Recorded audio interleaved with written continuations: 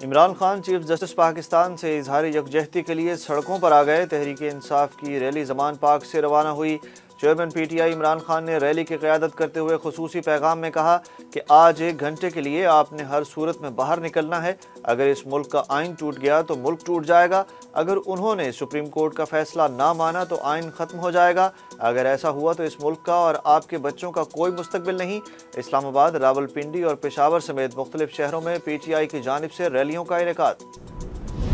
پاکستان میں سیاسی قوتیں مل بیٹھ کر سیاسی استحکام کی کوشش کریں، چینی وزیر خارجہ نے اہم مشورہ دے دیا۔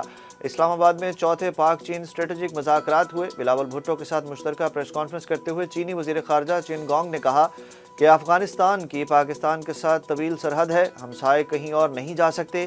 ہم سمجھتے ہیں کہ پاکستان اور افغانستان بات چیت اور مذاکرات کے ذریعے مسائل حل کر سکتے ہیں۔ امید ہے طالبان ہمسایہ ممالک کی سلامتی کے تحفظات کو سنجیدہ لیں گے۔ انہوں نے عزم کیا کہ چین پاکستان کی ہر معاملے میں مدد کرتا رہے گا۔ پاکستان ہر فورم پر چین کے مفادات کی حمایت کرے گا، بلاول بھٹو نے بھی واضح کر دیا۔ چینی وزیر خارجہ اور بلاول بھٹو کے درمیان اسلام آباد میں 1 on 1 ملاقات ہوئی۔ ملاقات میں 2 طرفہ امور سمیت علاقائی صورتحال پر تبادلہ خیال بھی ہوا۔ وزیر خارجہ بلاول بھٹو نے کہا کہ پاکستان 1 چائنا پالیسی کی حمایت کرتا ہے۔ پاکستان بلاک کی سیاست کے خلاف اور تمام ممالک کے ساتھ مل کر کام کرنے کا خواہاں ہے۔ پرامن افغانستان کے بارے میں دونوں ممالک متفق ہیں۔ مذاکرات میں طے ہوا پاکستان اور چین تعلقات مزید مستحکم کریں گے۔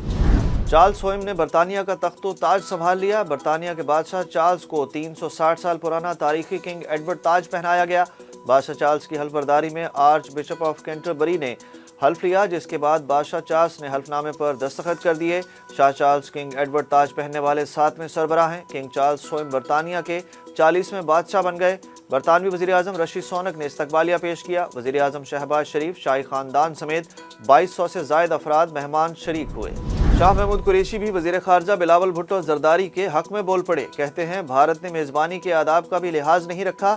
سابق وزیر خارجہ نے ملتان میں گفتگو کرتے ہوئے کہا کہ بھارت کے وزیر خارجہ نے جو بیان دیا وہ ان کو زیب نہیں دیتا۔ میزبانی کے آداب ہوتے ہیں جو بھارت نے نہیں اپنائے۔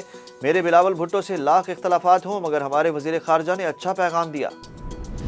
وفاقی حکومت نے supreme court practice and procedure قانون کے خلاف درخواستیں مسترد کرنے کی استدعا کر دی۔ وفاقی حکومت نے درخواستوں کے خلاف 8 صفحات کا جواب سپریم کورٹ میں جمع کرا دیا۔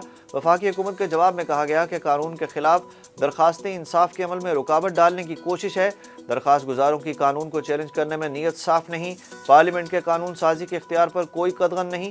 ماسٹر آف روسٹر کے تصور کو قانونی تحفظ حاصل نہیں ہے۔ پاکستان سے معاہدہ کب ہوگا؟ IMF مشن چیف نے بتا دیا۔ نیتھن پورٹر نے کہا کہ 9ویں جائزے کی کامیابی پر پاکستان سے سٹاف لیول معاہدہ ہو سکے گا۔ پاکستان کے ساتھ 9ویں جائزے پر مسلسل کام کر رہے ہیں۔ اس جائزے کو مکمل کرنے کے لیے ضروری اصلاحات کا جائزہ لیا جا رہا ہے۔ 9ویں جائزے کے کامیابی سے مکمل ہونے پر پاکستان کی ضروری فائنانسنگ جاری ہوگی۔ Chairman P T I Imran Khan کو دہشت گردی کے مقدمات میں طلبی کے نوٹسز جاری کر دیے گئے۔ سابق وزیر اعظم کے خلاف اسلام آباد پولیس کے تھانہ CTD اور رمنہ میں دہشت گردی ایکٹ کے تحت الگ الگ 4 مقدمات درج ہیں۔ طلبی کے نوٹسز میں کہا گیا کہ عمران خان 11 مئی کو پولیس لائنز اسلام آباد میں دن 2 بجے JIT کے سامنے پیش ہوں۔ عدالتی کارروائیوں کے لیے عمران خان نے اپنا متبادل ڈھونڈ لیا۔ چیئرمین پاکستان تحریک انصاف نے اسپیشل پاور آف اٹارنی تیار کر لی۔ عدالتی کارروائیوں کے لیے عمران خان نے اپنے متبادل کے طور پر وکیل نعیم پنجوتھا کو نامزد کر دیا۔ نعیم پنجوتھا کو تمام عدالتوں میں درخواستیں، اپیلیں، انٹرا کورٹ اپیل دائر کرنے کا اختیار ہے۔ عمران خان کا موقف ہے کہ ذاتی مصروفیات کے باعث سول اور فوجداری کیسز میں عدالت پیش نہیں ہو سکتا۔ نعیم پنجوتھا میری طرف سے عدالت میں بیان ریکارڈ کروانے کا اختیار بھی رکھتے ہیں۔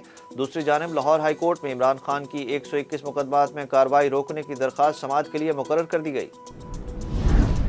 JIT کے دورہ زمان پاک کی اندرونی کہانی اور چشم کشا انکشافات سامنے آ گئے۔ ذرائع کے مطابق عمران خان کی رہائش گاہ میں داخل ہوتے ہی JIT کے ارکان کے گرد کالے بکرے کا حصار بنایا گیا۔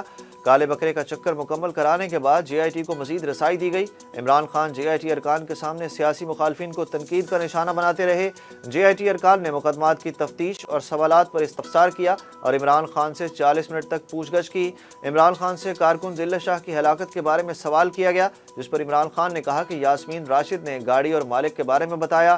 JIT نے 8 مقامات سے مٹی کے نمونے بھی حاصل کیے۔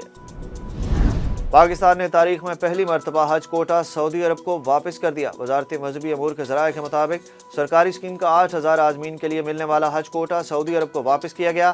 سرکاری اسکیم کے تحت کم درخواستیں موصول ہونے پر حج کوٹا واپس کرنا پڑا۔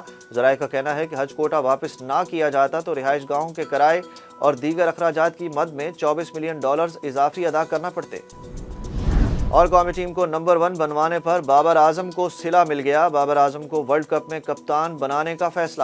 ورلڈ کپ میں بابر اعظم کپتانی کریں گے۔ Chairman cricket board Najam Sethi Babar Azam کے ساتھ مشترکہ پریس کانفرنس میں باقاعدہ اعلان کریں گے۔ نجم سیٹھی نے اپنے پیغام میں کہا کہ قومی ٹیم کو نمبر 1 بننے پر مبارکباد پیش کرتا ہوں۔ پاکستان نے نیوزی لینڈ کو سیریز کے چوتھے ون ڈے میچ میں شکست دے کر ون ڈے کرکٹ انٹرنیشنل میں پہلی پوزیشن حاصل کی۔